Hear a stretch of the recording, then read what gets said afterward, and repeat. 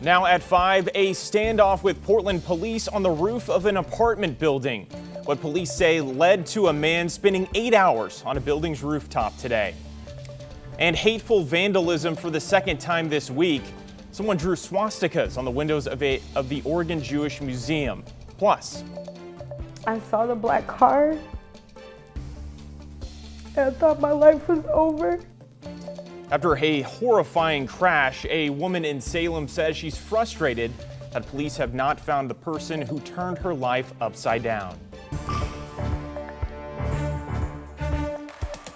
A man who spent the day on the roof of an apartment building in East Portland has surrendered to police. Police say they were called out to the building on East Burnside around 7:30 this morning when someone reported domestic violence. The man climbed onto the roof and refused to come down until about 3:30 this afternoon. Police say he is wanted for several crimes. His name has not yet been released. We have new information tonight about a deadly shooting in Hillsboro. It happened around 5 o'clock last night at the Extended Stay America on Northeast Cornell Road in the Tannisbourne neighborhood. Police say a man from Florida, Yuri Gonzalez, was shot and killed. They arrested a man from Beaverton, Amir Haidar. At this point, police don't know what led up to that shooting. Portland police say someone drew swastikas on the Oregon Jewish Museum and Center for Holocaust Education. They say they're investigating it as a hate crime. The vandalism happened Tuesday night at the museum in Northwest Portland. Police say someone drew the symbols on the windows of that building. They haven't found the person who did it. This is the second time this week swastikas were reported on buildings in Portland.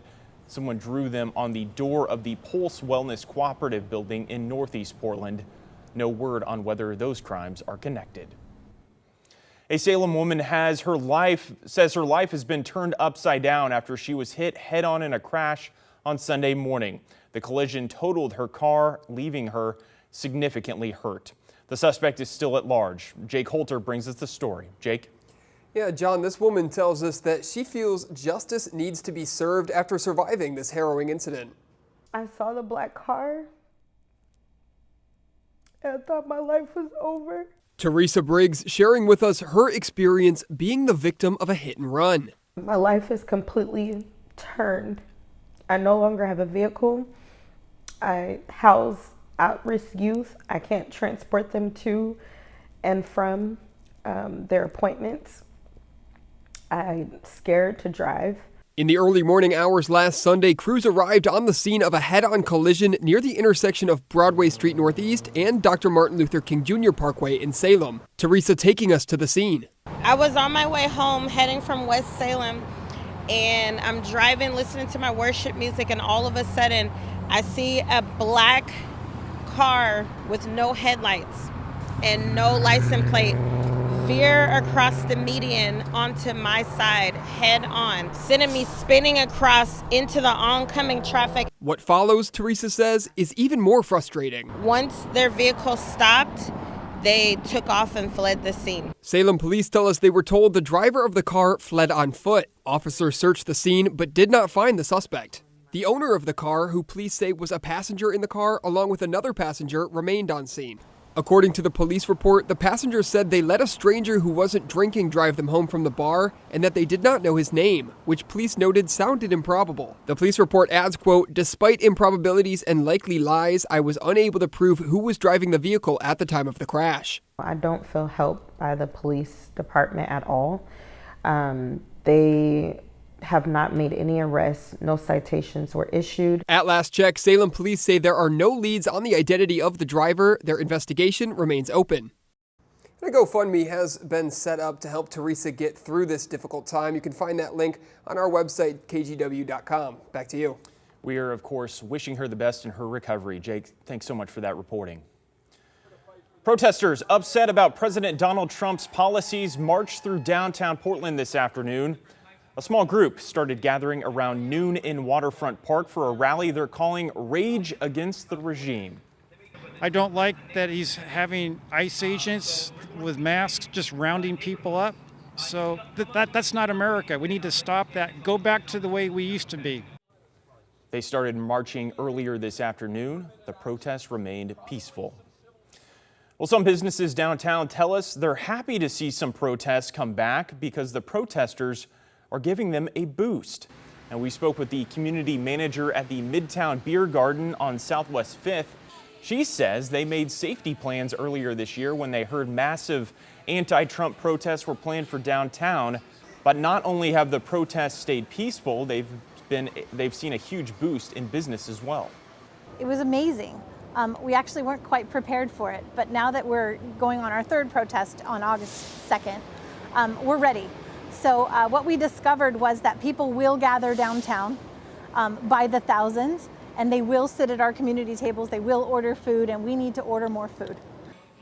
The owner of Kel's Irish Pub told us the same thing. The protesters have been a big boost for their business.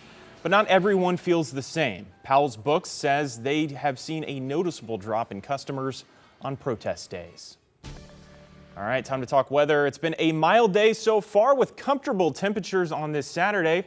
Celine Stevens is here now in for Joe Ranieri with more about how this next week is shaping up. Celine? John, it's looking really nice. It's been like today. Tomorrow we're going to see similar conditions to what we saw this Saturday, except with a little bit more clouds. And so taking a look right now at the Oregon Zoo, looks really nice. People walking out there right now. 77 is where we're sitting. Those winds are nice and calm at the moment. And temperatures across the map, lots of 70s throughout today. 78 in Vancouver, although we did hit 80 in Hillsboro and 83 in McMinnville. Along the coast, temperatures sitting in the 60s. Looks like 63 degrees in Newport. But then Eugene looks like in the mid 80s. And temperatures today cooler than this time on Friday. 7 degrees cooler here in Portland, 7 in Vancouver as well, 6 in Hillsboro. So temperatures have been trending down over the last 24 hours, and that will continue into Sunday as well. Looks like along the coast that temperature difference not as significant. But here's where we're going for the next 3 days. As we get into today, obviously we're going to be into upper 70s. Then we see Sunday, we're looking at temperatures in the mid 70s, so around 76 degrees. Still partially sunny, but do note tomorrow morning we're looking at a lot of clouds coming in.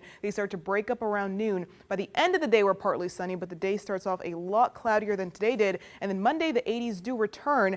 I want to point out real quick, we do have a chance of thunderstorms in the Cascades through tomorrow. Portland stays dry. That said, expect some rain to start coming even as Tuesday evening approaches. We could see some showers Tuesday, and that'll last Wednesday into Thursday. But we'll talk more about that in a bit. John? All right, Celine, we'll see you later in the show. Well, let's take a look now at your national headlines. Brian Kohberger has been moved to solitary confinement. Now, he's the man who pled guilty to murdering 4 University of Idaho students in 2022. Kohberger gets 1 hour of outdoor recreation per day and a shower only every other day. Kohberger is serving life in prison without parole. Police in Montana are still searching for the man they say killed 4 people in a bar on Friday. This is a photo from security footage of Michael Paul Brown from outside the bar. Police say Brown lived next door to the Owl Bar in the small town of Anaconda. They say they found the truck that Brown fled the scene in, but Brown was not located in the vehicle. He is believed to be armed and extremely dangerous. Federal officials are launching an investigation into former special counsel Jack Smith.